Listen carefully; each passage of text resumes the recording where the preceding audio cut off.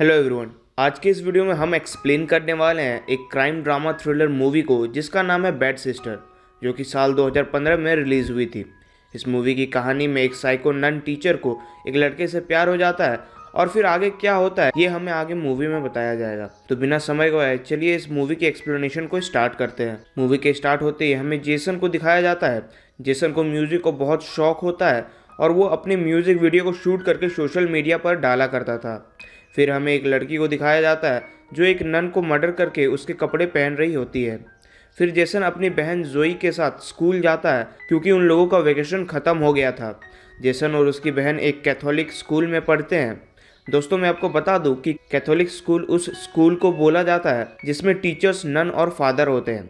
इस Catholic school की principal का नाम रिबेका होता है। फिर रिबेका एक नई नन से मिलती है जिसका आज ही इस स्कूल में ट्रांसफ़र हुआ है। वो नई नन अपना नाम सोफिया बताती है। फिर रिबेका सोफिया को पूरा स्कूल दिखाती है। इसी दौरान सोफिया जेसन से भी मिलती है और हमें यहाँ पता चलता है कि सोफिया जेसन की क्लास टीचर होने वाली है। इसके बाद रिबेका उसे उसके रूम में छोड़ देती है। रूम में रिबेका अपने लैपटॉप में जेसन की म्यूजिक वीडियो देखती है और उसे देखकर वो अपने लैपटॉप को किस करने लगती है। इससे हमें पता लगता है कि रिबेका जेसन को पहले से जानती थी और वो इस स्कूल में किसी मकसद से आई हुई थी। अगले दिन सोफिया क्लास लेने के लिए जेसन की क्लास में जाती है और वो जेसन को सारा नाम की एक लड़की से बात करते हुए देखती है। ये देखकर वो जेलस फील करती है और वो सारा की सीट चेंज कर देती है। नन होने के बावजूद भी सोफिया को मॉर्निंग प्रेयर नहीं आती थी, इसलिए वो जोई को मॉर्निंग प्रेयर करने को कहती है। ये सब देखकर जोई को भी थोड़ा सा अजीब लगता है। फिर एक बार जब जेसन सारा को किस कर रहा होता है तब सोफिया उन लोगों को देख लेती है। जेसन को किसी और लड़की को किस करते देख वो बहुत ज़्यादा जेलस फील करती है। फिर गुस्से में वो उन दोनों के पास जाती है और सारा को जेसन से दूर रहने को कहती है। इसके बाद सोफिया जेसन को क्लास के बाद उससे मिलने अपने कमरे में बुलाती है। फिर वो जानबूझकर अपने रूम की डोर को ओपन रखती है और वो ड्रेस चेंज करने लगती है। फिर जेसन वहां पर आता है और वो फिर चुपके से सोफिया को ड्रेस चेंज करते हुए देखता है। असल में सोफिया ने जानबूझकर ऐसा किया था ताकि वो जेसन को सेड्यूस कर सके। थोड़ी देर बाद जेसन सोफिया से बिना मिले वहां से चला जाता है। जेसन को वहां से जाते हुए सोफिया देख लेती है और वो मुस्कुराती है क्योंकि उसका प्लान सक्सेसफुल हो गया। नेक्स्ट डे वीकेंड होता है और सारे स्टूडेंट की फैमिली अपने बच्चों को घर ले जाने आए हुए होते हैं। यहाँ पर सोफिया जेसन को फिर से सारा से बात करते हुए देखती है और जेलस फील करती है। फिर सोफिया सिस्टर रिबेका से कहती है कि उसकी आंट की तबीयत खराब है और इसीलिए उसे छुट्टी चाहिए। रिबेका भी उसे जाने की परमिशन दे देती है।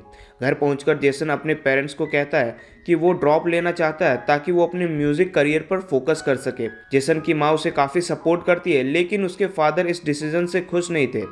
फिर जेसन स्विमिंग पूल के पास बैठकर गाना गाने लगता है। सोफिया भी चुपके से जेसन को गाना गाते सुनती है। तभी जेसन को सारा का कॉल आता है और ये देखकर सोफिया को बहुत ज़्यादा गुस्सा आ जाता है। गुस्से में वो सारा के रूम के अंदर जाती है और चुपके से उसके किताबों के बीच ड्रग्स रखकर वहाँ से चली जाती है। अगले दिन सारे स्टूडेंट्स के बैग को चेक करवाती है तो सारे के बैग से ड्रग्स निकलता है और क्योंकि स्कूल में ड्रग्स लाना इलीगल है इसलिए सारा को स्कूल से सस्पेंड कर दिया जाता है। इसके बाद पूरे स्कूल और हॉस्टल की चेकिंग होती है और जेसन के रूम से भी शराब की बोतल निकलती है। फिर जब जेसन को इसके लिए पनिशमेंट देने की बारी आती है तब सोफिया बाकी फादर्स और नन से बात करके उसे छोटी सी सज़ा दिलवाती है कि उसे इस वीकेंड स्कूल की क्लीनिंग में हेल्प करनी होगी। सोफिया ने उसे ऐसा सज़ा इसलिए दिया ताकि वो इस वीकेंड स्कूल में ही रुक सके और असल में सारा ने ही उसके कमरे में शराब की बोतल रखी थी। अब हमें एक फ्लैशबैक का सीन दिखाया जाता है कि कैसे सोफिया जेसन के प्यार में पड़ी।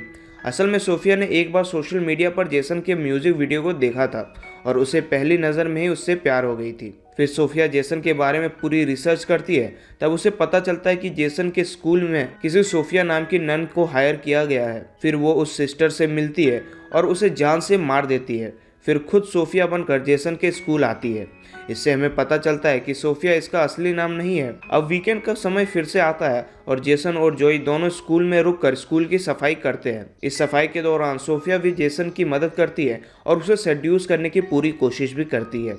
उसी रात जब जेसन अपने कमरे में सो रहा होता है तब सोफिया जेसन के कमरे में आती है और अपने फ़ोन की रिकॉर्डिंग को ऑन करके साइड में रख देती है।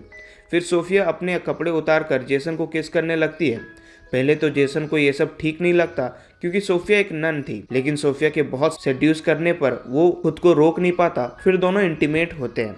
अगली सुबह हमें जेसन को दिखाया जाता है जो कि बहुत ज़्यादा गिल्टी फील कर रहा होता है क्योंकि वो एक नन के साथ सोया था।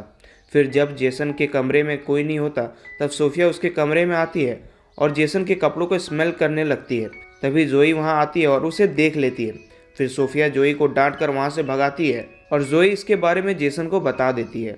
ये सब देखकर सोफिया को जोई पर बहुत ज़्यादा गुस्सा आता है और वो जोई को टेस्ट में कम मार्क्स देती है। जोई के लिए ये सब बहुत अजीब होता है क्योंकि वो क्लास की सबसे तेज स्टूडेंट थी। फिर जोई फिर से एग्ज़ाम देने के लिए क्लास में आती है तो वो देखती है कि टेस्ट पेपर डेस्क के ऊपर रखी हुई है। इसी दौरान सोफिया क्लास में आकर उसे वो टेस्ट पेपर देखते हुए देख लेती है। एक्चुअली में ये सब जो भी हो रहा था वो भी सोफिया का ही प्लान का हिस्सा था। उसने जानबूझकर टेस्ट पेपर को डेस्क के ऊपर रखा ताकि जोई उसे देखे और वो उसे ऐसा करते हुए पकड़ ले। फिर सोफिया जोई को लेकर प्रिंसिपल रिबेका के पास जाती है और उसे सब कुछ बताती है। रिबेका को पता था कि जोई एक अच्छी स्टूडेंट है और इसीलिए वो उसे सस्पेंड नहीं करती। दूसरी ओर इधर जेसन अपने हरकतों के लिए अभी भी गिल्टी फील कर रहा होता है, इसलिए वो चर्च में जाकर गॉड से कन्फेशन करता है। यहाँ पर कन्फेशन बॉक्स के अंदर सोफिया आती है और फिर दोनों वहाँ पर भी मेकआउट करते हैं। कुछ दिन बाद सारा अपने घर में पार्टी रखती है और वहाँ पर जेसन को भी बुलाती है। जेसन को पार्टी में जाता देख सोफिया भी इस पार्टी में उसके पीछे चल देती है। पार्टी के अंदर सारा जेसन के क्लोज आती है और उसे किस करने लगती है। किस के दौरान जेसन सोफिया को याद करता है और फिर वो सारा को किस करने से रोकता है और फिर वो पार्टी से बाहर भी चला जाता है। पार्टी से बाहर आते वक्त उसके हाथ में शराब की बोतल थी, इसी वजह से एक पुलिस वाला उसे पकड़ लेता है, लेकिन वहाँ पर सोफिया आकर सिचुएशन को संभालती है। इसके बाद सोफिया उसे एक होटल में लेकर जाती है। यहाँ पर सोफिया फिर से जेसन को सेड्यूस करने की कोशिश करती है तो जेसन उसे कहता है कि जो भी वो लोग कर रहे हैं वो गलत है।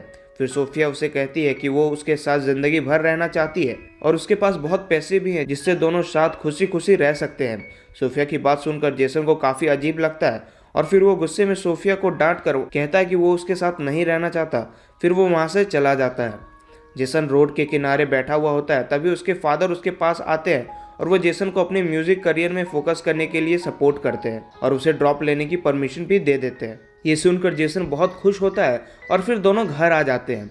अगले दिन वीकेंड ख़त्म होने की वजह से वो लोग स्कूल जाने के लिए तैयार होते हैं। सोफिया भी जेसन के घर के बाहर कार में होती है।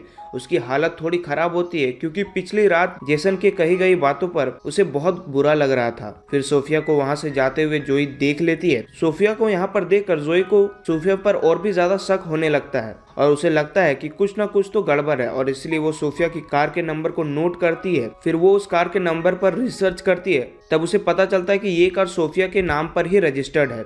दरअसल ये कार असल सोफिया की ही थी जिसे इस नकली सोफिया ने मारा था। फिर जेसन अपने रूम में देखता है कि उसके बेड पर सोफिया पड़ी हुई है और उसके सामने काफ़ी सारे पिल्स हैं। ये देखकर उसे लगता है कि सोफिया को पिछली रात वाली बातों का बहुत बुरा लगा और इसलिए उसने सुसाइड तो नहीं कर लिया और इसी कारण से वो पैनिक हो जाता है और फिर वो सोफिया को जगाने की कोशिश करने लगता है।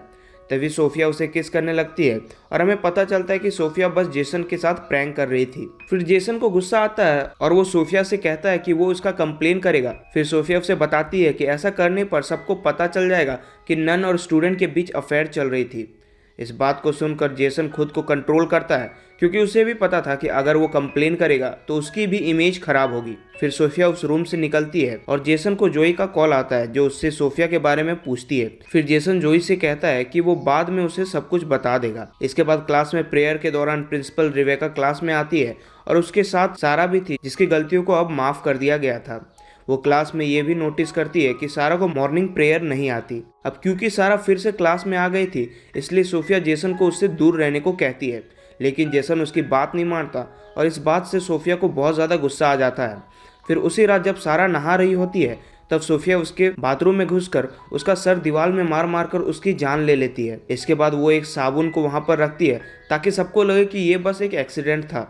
फिर जब जोई को सारा की लाश मिलती है तब वो शॉक होकर सबको इसके बारे में बताती है। इसके बाद यहाँ पर पुलिस आती है और सबको लगता है कि सारा का मरना बस एक एक्सीडेंट था, लेकिन जोई और जैक्सन को सोफिया पर शक हो रहा था, इसीलिए इसके बारे में जेसन सोफिया से भी पूछता है, लेकिन सोफिया इन सब पर इनकार कर देती है और अपनी और उसकी एमएमएस वीडियो को दिखाकर ब्लैकमेल करने लगती है। अब फिर से वीकेंड आती है और सब लोग अपने अपने घर चले जाते हैं।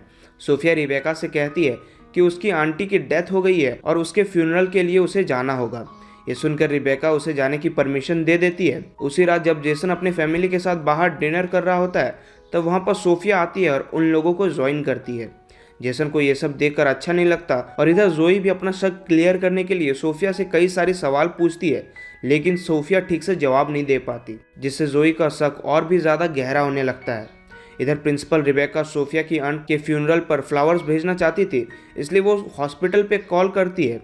कॉल करने पर रिबेका को पता चलता है कि सोफिया इतनी दिन से झूठ बोल रही थी। इधर जोई के बार बार पूछने पर जेसन जोई को अपने और सोफिया के अफेयर के बारे में बता देता है। अब ये दोनों का शक होता है कि शायद वो असली सोफिया नहीं है। तभी जेसन को याद आता है कि उसने सोफिया के कमरे में एक लैपटॉप देखा था। अगले दिन जब रिबेका सोफिया से बात कर रही होती है, तब जेसन और जोई चुपके से सोफिया के कमरे में जाते हैं और वहाँ पर उन्हें एक लैपटॉप मिलती है। उस लैपटॉप के अंदर असल सोफिया की कई सारी फोटोज होती है, यानी कि ये लैपटॉप असली सोफिया की है। जेसन को वहाँ पर एक दूसरी लैपटॉप भी मिलती है जो कि इस नकली वाले सोफिया की होती है। उस लैपटॉप के अंदर जेसन की कई सारे पिक्स होते हैं और इस लैपटॉप को चेक करने पर उन्हें पता चलता है कि इस नकली वाली सोफिया का रियल नाम लॉरा है। फिर दोनों इस लैपटॉप को एक प्रूफ के तौर पर प्रिंसिपल को दिखाने का डिसीजन लेते हैं ताकि सोफिया के खिलाफ एक्शन लिया जा सके। दूसरी ओर इधर रिबेका सोफिया को उसके झूठ के बारे में बताती है, तो सोफिया अपने झूठ को छुपाने की बहुत कोशिश करती है लेकिन छुपा नहीं पाती। फिर सोफिया गुस्से में आके रिबेका को लैंप से मारकर बेहोश कर देती है। जेसन और जोई रिबेका को ढूंढते हुए चर्च आते हैं और वहाँ पर सोफिया भी आती है। यहाँ सोफिया को पता चलता है कि उन दोनों को सच्चाई पता चल गई है और इसलिए वो जोई पर अटैक कर देती है। जेसन उसे रोकता है, तभी रिबेका भी वहाँ पर आती है और सोफिया के साथ लड़ने लगती है। सोफिया रिबेका को मारने ही वाली होती है कि तभी जेसन स्क्रू ड्राइवर से सोफिया को मार देता है, जिससे वहीं पर उसकी मौत हो जाती है। यहीं पर सीन कट होता है। अगले सीन में हमें जेसन और जोई को ग्रेजुएट होते दिखाया जाता है और इस खुशी में जोई को कार गिफ्ट में मिलती है और जेसन के फादर उसे एक गिटार गिफ्ट करते हैं और यहीं पर मूवी एंड हो जाती है। तो अगर आपको ये एक्सप्लेनेशन वीडियो पसंद आई है तो वीडियो को लाइक करके चैनल को सब्सक्राइब कर लीजिएगा। मैं मिलूंगा आप सभी से एक और नई और एक्साइटिंग वीडियो में। तब तक के लिए गुड बाय।